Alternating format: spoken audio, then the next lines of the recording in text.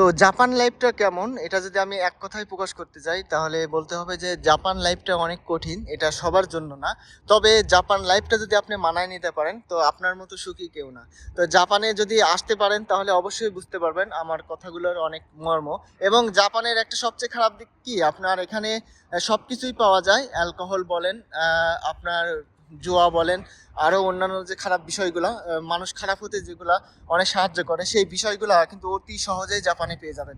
তো আপনাকে যেমন নিজেকে কন্ট্রোল রাখতে হবে, পাশাপাশি জাপান লাইফ থেকে ভালো ইনকাম করে দেশে টাকা পাঠানোর যে মন মানসিকতা, সেটা থাকতে হবে। তো শুধুমাত্র যদি আপনি চান জাপানে ঘোরাঘুরি করা, টাকা পয়সা নষ্ট করা, বা জাপানের যে খারাপ দিকগুলো আছে সেগুলো আমি নিজের মধ্যে নিয়ে নেব, তাহলে কিন্তু আপনি অতি তাড়াতাড়ি ধ্বংস হয়ে যাবেন। তো জাপান লাইফটায় যেমন টাকা পয়সা আছে, যেমন নিয়ম রুলস আছে, যেমন কঠোরতা আছে, তেমন কিন্তু জাপানে খারাপ হওয়াটাও কিন্তু অনেক সহজ। এবং যার কারণে আপনাকে অনেক ধৈর্য ধরতে হবে, এবং নিজের যে বদ অভ্যাসগুলো আছে সেগুলো থেকে অবশ্যই দূরে রাখতে হবে।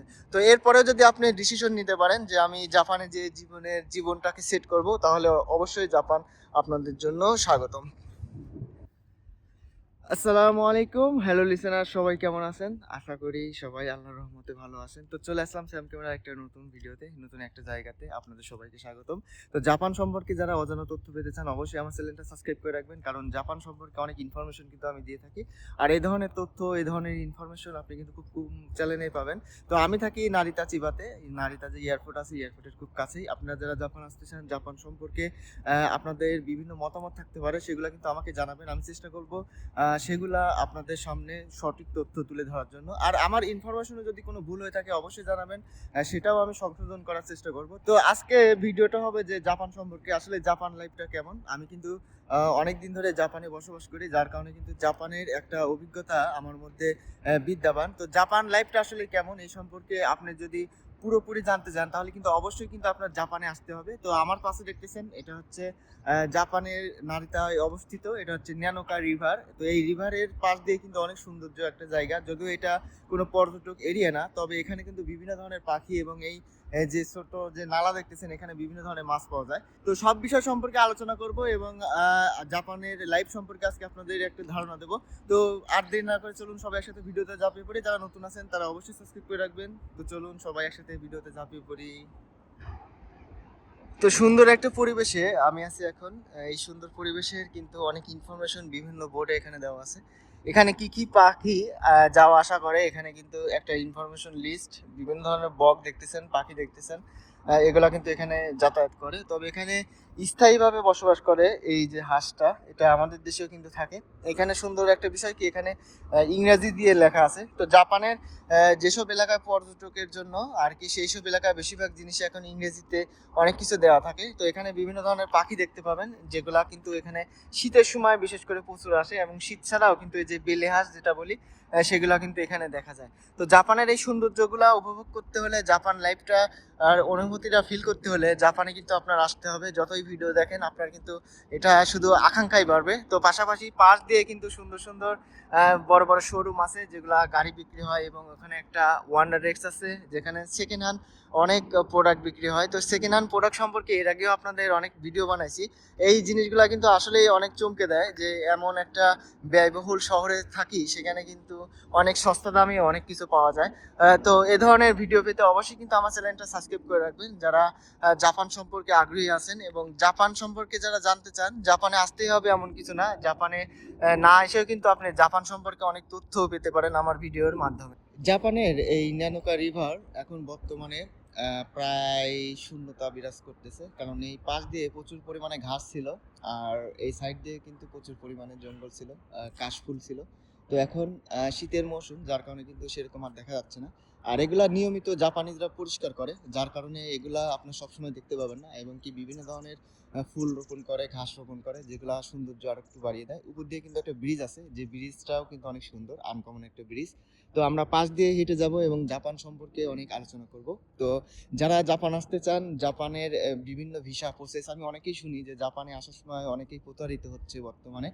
বিশেষ করে ইন্টারন্যাশনাল জব ভিসা, যেটা অনেক টাকা নেয় এবং পরবর্তীতে এসে এখানে কাজ পায় না। তো আপনারা যারাই জাপান আসতে চান, অবশ্যই ভালোভাবে বিচার করে, আপনার ভালো এজেন্সির সাথে যোগাযোগ করে সবকিছু কিছু ইনফরমেশন নিয়ে তারপরে আসবেন। তো জাপানে আসার খরচটা কিন্তু তেমন না, কিন্তু তারপরেও কিন্তু অনেক দালাল অনেক টাকাই নিয়ে থাকে, 20 লাখ 25 লাখ টাকা নিয়ে থাকে অনেকের কাছ থেকে শুনি।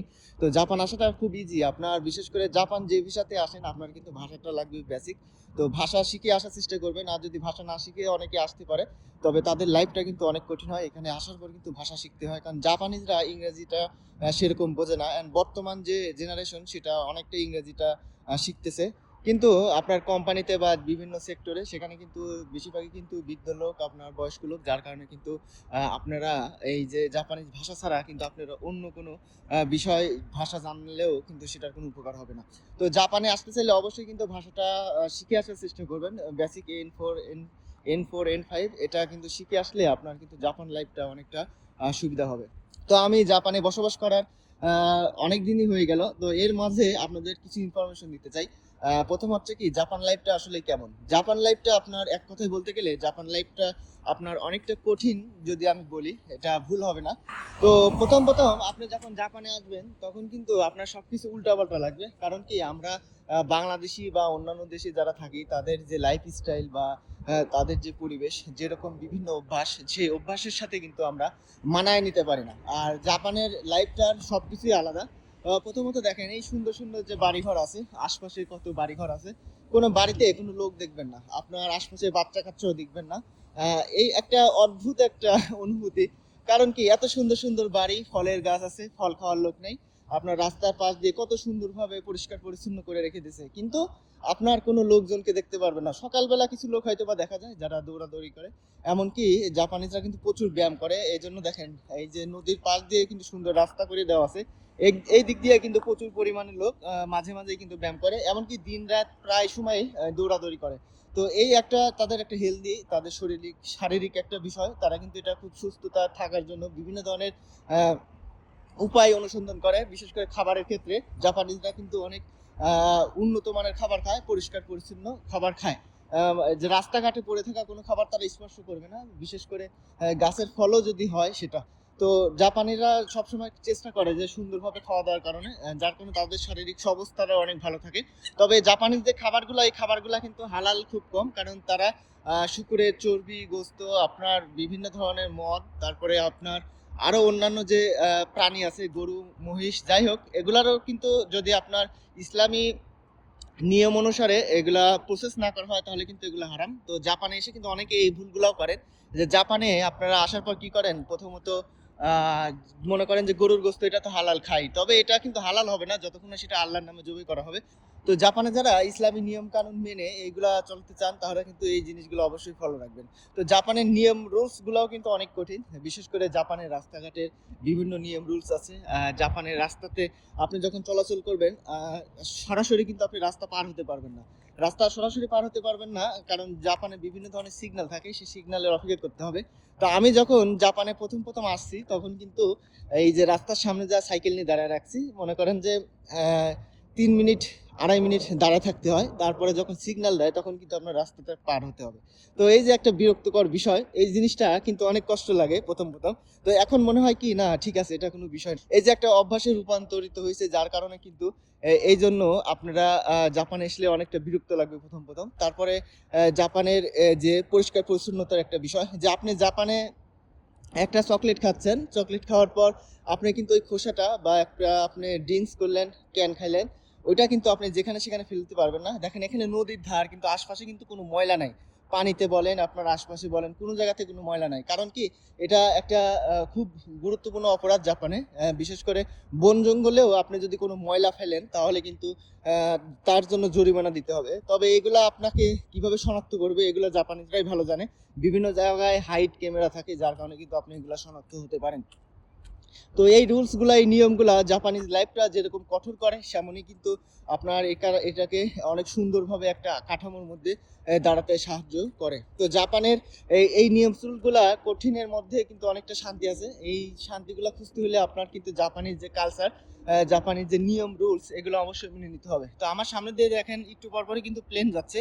ওই পাশেই আপনার এখান থেকে প্রায় 7 কিলোমিটার দূরে আপনার নারিতা এয়ারপোর্ট, যার কারণে কিন্তু এখানে অনেক সুন্দর সুন্দর দৃশ্য দেখা যায়। আর এই নদীতে আপনার প্রচুর পরিমাণে হাঁস আছে, আপনার বগ আছে, বিভিন্ন প্রাণী আছে যেগুলো কিন্তু নিত্যদিনে এই দিক দিয়ে ঘুরে বেড়ায়। এমনকি এখানে বড় বড় মাছ আছে 5 কেজি 6 কেজি ওজনের, আমাদের দেশে যে বলি জাপানি মাছ, পেটকি মাছ যেগুলো আর কি। তো সেই মাছগুলা কিন্তু এখানে দেখা যায়। তো জাপানের বিভিন্ন যে চলাফেরা, বিভিন্ন যে নিয়ম রুল, বিভিন্ন যে নিয়ম, এই নিয়মগুলো অনেক কঠিন হলেও আপনার কিন্তু এখানে এই নিয়মগুলো মেনে চললে অনেকটা জীবনটা অনেক সহজ হয়ে যায়। তো এই অভ্যাসগুলো যারা যত তাড়াতাড়ি সম্ভব নিজের মধ্যে আয়ত্ত করে নিতে পারে তারাই কিন্তু জাপানের অনেক সুন্দরভাবে বসবাস করতে পারে। তো বিশেষ করে জাপানের খাদ্যের যে রুটিন, আমি বলছি না যে আপনি জাপানে আসলে জাপানিজ খাবার খান, তবে আমি প্রথম দিকে বলি যে আমি জাপানে আসার পর অনেক কিছু শিখছি, বিশেষ করে খাবারের যে রুটিনটা। জাপানিরা যে ধরনের খাবার খায়, যে ধরনের ভাবে তারা পরিবেশন করে, এর প্রত্যেকটা বিষয় কিন্তু শিক্ষণীয় অনেক বিষয় আছে।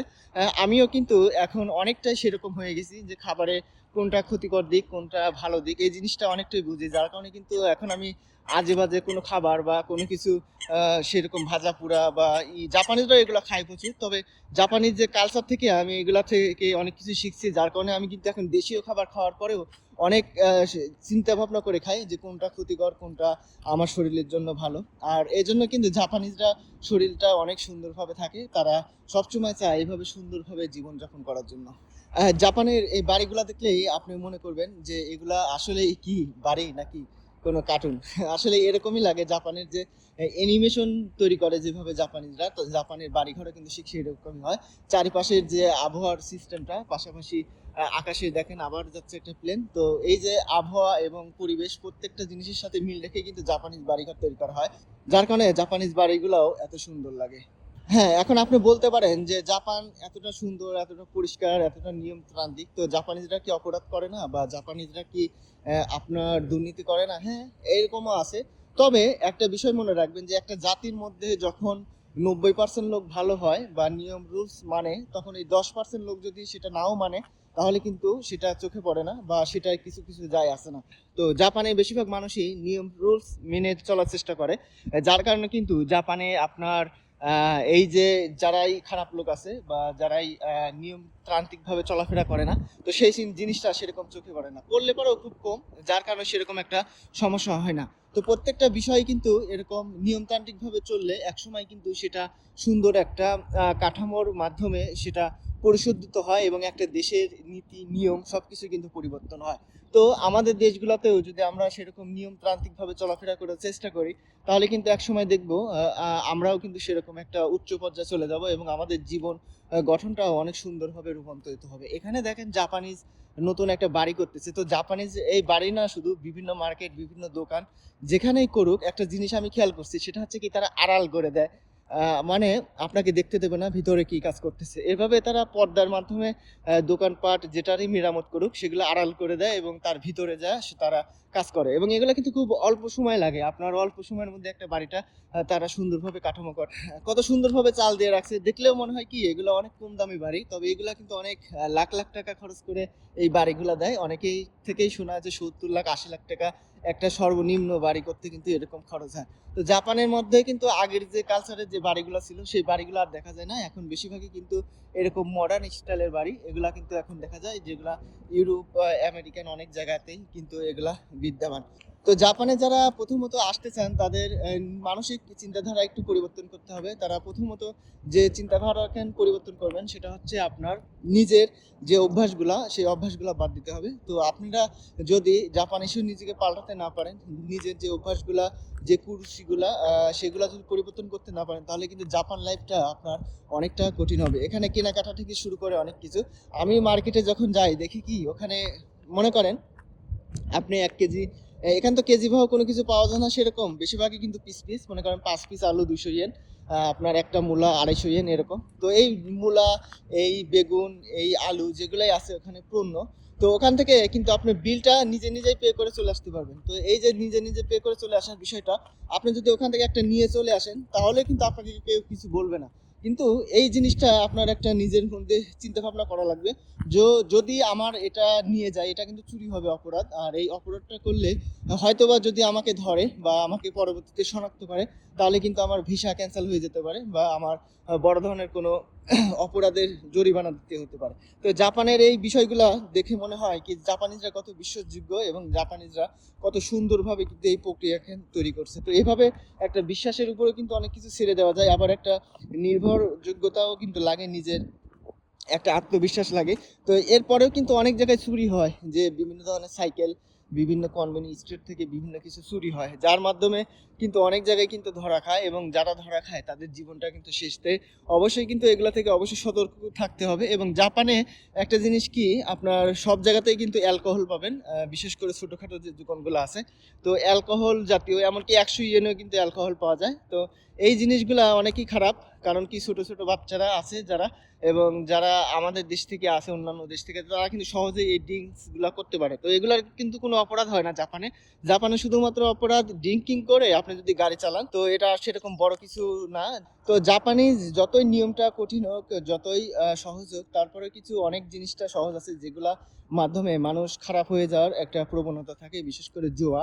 জাপানে কিন্তু প্রচুর পরিমাণে পাচিঙ্গো আছে, জুয়া খেলার একটা সিস্টেম আছে, এটা কিন্তু অনেকে আসক্ত হয়ে যায়, এবং যার কারণে কিন্তু জাপান লাইফে আসার পরেও আপনারা অনেকেই টাকা পয়সা জমাতে পারেন না, এই জন্য বিভিন্ন ধরনের অ্যালকোহল, তারপরে আপনার বিভিন্ন ধরনের যে জুয়া, এমনকি নারী, এগুলা কিন্তু অনেক সস্তা এবং অনেক জায়গাতেই পাওয়া যায়, যার কারণে কিন্তু মানুষ অতি সহজেই খারাপ হয়ে যাওয়ার একটা প্রবণতা থাকে। তো এই বিষয়গুলো অবশ্যই খেয়াল রাখতে হবে। যেহেতু জাপান কোনো মুসলিম কান্ট্রি না, যার কারণে কিন্তু যে মুসলিম কান্ট্রি বিরোধী যেসব কার্যক্রম ইসলামে যেগুলো নিষিদ্ধ, এই জিনিসগুলা জাপানে অনেক সহজ, আর অনেক সহজ হওয়ার কারণে এখানে কিন্তু নিজেকে কন্ট্রোল রাখা এবং এই যে সত্যর পথে থাকা, এটা কিন্তু অনেকটাই কঠিন হয়ে যায়। নামাজ কালামের বিষয়টা, এটা যারা জাপানে আসতে চান তারা কিন্তু এটা শিওর হতে পারবেন না যে আমি নামাজ পড়তে পারবো। কারণ অনেক কোম্পানি আছে যেগুলা কিন্তু পছন্দ করে না, আবার অনেক জায়গা আছে সেগুলা সুযোগ সুবিধা দেয়। যেমন আমি যে কোম্পানিতে থাকি, আমি তাদেরকে বলছিলাম যে নামাজের বিষয়টা, তো তারা বলল যে যখন নামাজের টাইম হবে তুমি কাজটা বন্ধ রেখে, মানে মেশিনটা বন্ধ রেখে তুমি নামাজ আদায় করে নিবা। তো এটা তাদের ভাষায় বললো, আমার ভাষায় আমি ব্যাখ্যা করলাম। তো এরকম ভাগ্য, এরকম কপাল নাও হতে পারে। তো জাপানে যারা আসবেন এই জিনিসটা একবার চিন্তা করবেন যে আমি জাপানে যাওয়ার পর আমি নামাজ কালাম বা ইসলামিক নিয়ম কানুন সেভাবে চলতে বা মানতে পারবো কিনা, সেই বিষয়ে কিন্তু অনেকটাই শঙ্কা থাকে। এখানে একটা সুন্দর একটা পাখি দেখেন, এখানে বিভিন্ন ধরনের পাখি আছে এবং প্রত্যেকটা পাখি কিন্তু অনেক সুন্দর। যারা আমাদের দেশে চা পাখি বলি বা শীতকালীন পাখি বলি, এখন শীতের সময়, যার কারণে কিন্তু এই পাখিগুলা দেখা যায়। এমনকি শীত ছাড়াও এখানে প্রচুর পরিমাণে যে বালি হাঁস বলি আমরা, সেই হাঁসগুলা এখানে থাকে। এখানে তারা বাচ্চা এবং বিভিন্ন ধরনের ডিম টিম বাসা টাসা করে রাখে এখানে।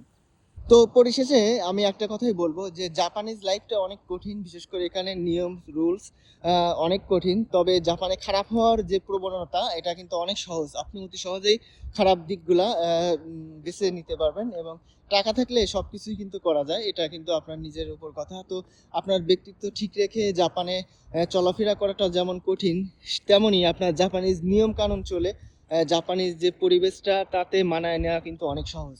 তো এই জন্য আপনাকে প্রথমত নিজেকে পরিবর্তন করতে হবে, এবং আপনার নিজের যে অভ্যাসগুলো আছে, যে দেশীয় যে বদ অভ্যাসগুলো আছে, সেগুলো কিন্তু পরিত্যাগ করতে হবে, যার মাধ্যমে আপনি জাপানে থেকে একটা সুন্দরভাবে জীবনযাপন করতে পারবেন, এবং এখান থেকে ভালো কিছু টাকা আয় করে দেশের জন্য, নিজের মাতৃভূমির জন্য এবং নিজের জন্য অনেক কিছু সঞ্চয় করা সম্ভব।